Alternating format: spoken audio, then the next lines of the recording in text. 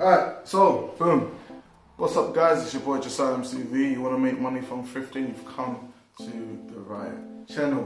Basically, I'm just going to give you a few tips on how you can make the most from your thrifting adventures. If you want to sell, you might be going there for your own personal collection, but if you're there and you see something that you don't exactly like, but you know people will buy it, why not make a little bit of extra change on the side?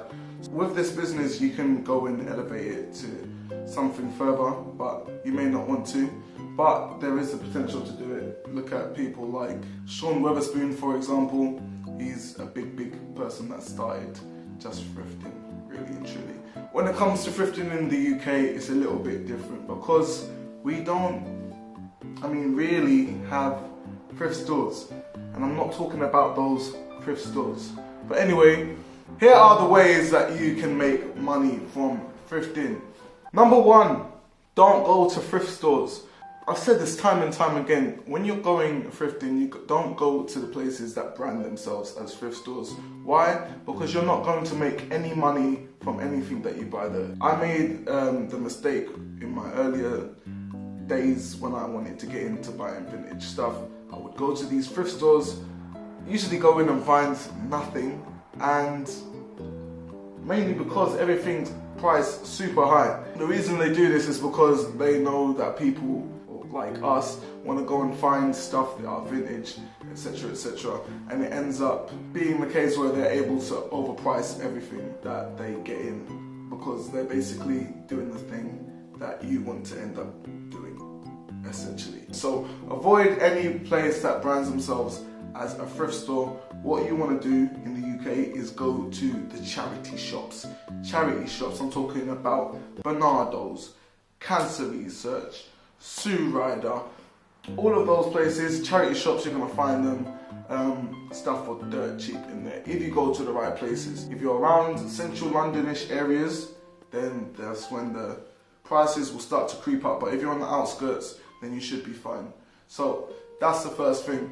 Don't go to thrift stores, charity shops only. Second thing that you guys want to do when you're in these shops is look for the right stuff. When you're flicking through the rails, you're gonna have to be quite quick. You'll learn to do it once you've been there for a while, but you're looking at the tags a lot of the time. Yeah, look at the tags.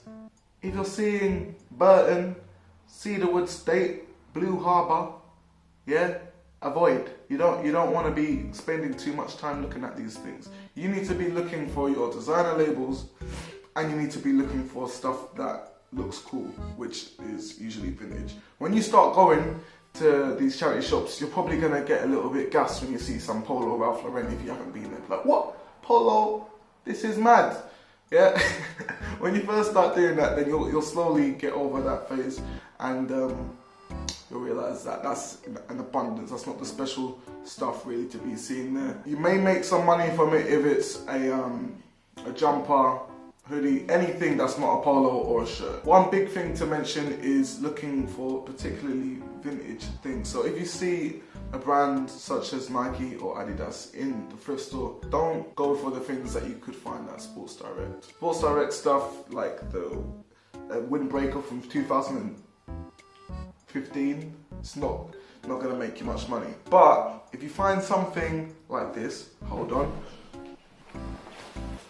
This, my friends, I found the other day. It says Canada here.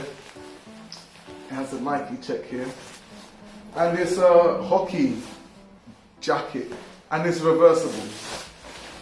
Tell me how much you would pay for this. Type it in the comments now if you want. How much would you pay for this? Because I know whatever you say is going to be nowhere near how much I paid. I paid £6.50. £6.50 for that jacket. If I sell that on Depop, let's be honest, I'm not charging £6.50 for it. Just think, whenever you see an item, look at the price, think, am I going to be able to make profit from this? If you saw it on Depop, how much would you pay for it? Or how much do you think some of your friends would? Next thing, if you want to be making money from these thrift shops, you cannot go there once and think, oh, I can't find anything. Well, this was a waste of time. No! Whenever I post something on my Instagram story, that's where most of the content is if I'm not posting on YouTube. make sure to follow at Josiah MCV. Whenever I post something on my Instagram story of a find, like that jacket for example, people are like, oh my gosh, Josiah, where did you find that? Where did you go? I have to come with you next time to these places. You know the spots, man. No, I don't. I don't know the spots, man. I'm going into any charity shop and luckily finding it. It is luck, guys, but here's the secret. It's a law of averages thing. The more that you go, the more likely you're gonna find something. That's with anything. The more girls that you approach, more likely one of them's gonna say yes to you. Just keep going. Be consistent and persistent. It's definitely a quantity over quality situation when it comes to thrifting. If I'm about to go and donate to a charity shop, chances are I'm not thinking, yeah, I'm gonna make sure to donate to that one, because when people are thrifting, they're gonna know that's gonna have the designer. No, if I want to get rid of a Supreme t-shirt, I don't care which charity shop's gonna have it. I'm just gonna go and give it to the nearest one that I can see. Here's what I would do. If you have some free time, just type in your phone charity shops near me and see if there's a lot that come up within your radius. If there's a lot within your radius, then just go to all of them and see if there's anything there. You might not find anything, but if you keep doing that consistently, chances are you're gonna find something. Someone may have come in during the week and gone and brought in, like, I don't know, like a Ralph Lauren polo. No, but seriously, you might find some. And here is the next tip. If you can, go early in the morning. The early bird catches the worm. That's when people have brought in stuff from the night before, the days before, and all the people in the back in the charity shops are sorting through and they put stuff on the rail. Try and go to the charity shops that have old people working in there that don't know anything about streetwear or vintage fashion. Okay, I know it sounds a little bit harsh, but also, if you are young and don't have a job, extra bonus tip, go and volunteer at a charity shop.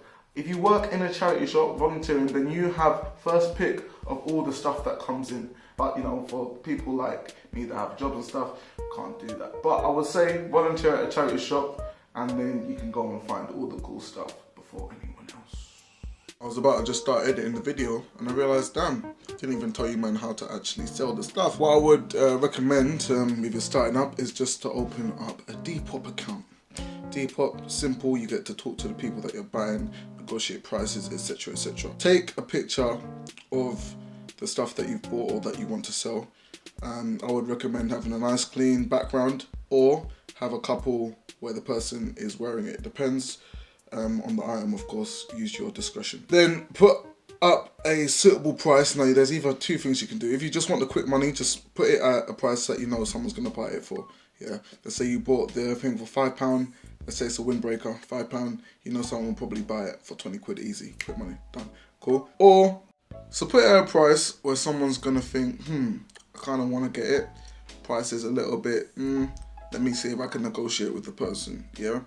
Then what you're gonna have is message me for offers in your caption of the product. People will start messaging you with their offers on the item, you negotiate, make sure you ship it once they've bought it with signed, yeah? I've had a couple instances, well not couple, like one, where someone said that they didn't get the item, and yeah, you don't want to go through that stuff because you lose out on the product and the money, so, and then you're good. You've basically done the fundamentals of buying something at a cheap price and selling it at high. That's all I have time for, guys. I'm gonna just head back to the old video where I said to subscribe and stuff. Those are my tips for making money from thrifting in 2019. Hope you enjoyed the video. I've got a lot of clips from stuff that I found, but I just haven't compiled it together because, like I said, you might not find everything whenever you go and expect to find stuff. Okay, we're not in America here. Alright, UK boys stay winning though. We just have to do a little bit more grinding. But anyway, peace, love, subscribe. I'm making videos when I want to. See you next time.